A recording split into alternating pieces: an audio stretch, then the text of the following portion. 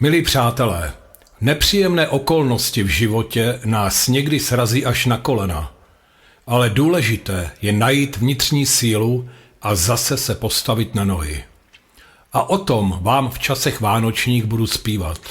Děkuji Lence za nádherný text. Váš Bob.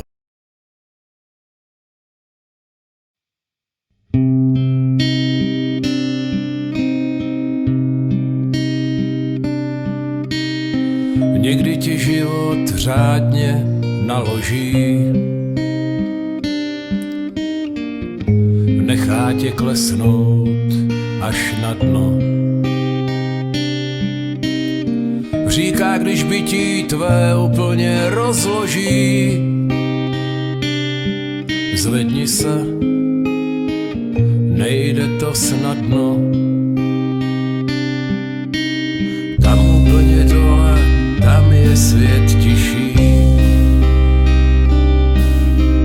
I hodiny mají strach se hnout. Na místo naděje jen beznaděj čiší.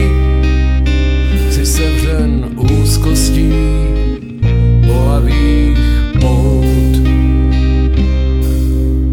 Trýsnivé ticho, co řeže jak sklo. Přemýšlíš, jak jenom dál žít. Mezi nádechy rozbila se o slova.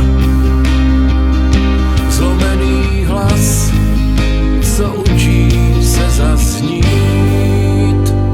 Sáhl si snadno a víš, jak tma chutná.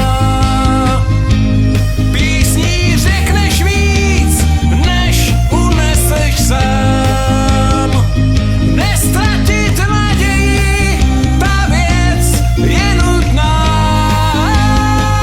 To skvělé poselství předal si nám. Struny se jenom lehce zachvějí, jak někdo, kdo dobře tě zná. A každý tón přináší naději člověku, co nikdy se nevzdá. Nejsi ještě v cíli, to dobře víš.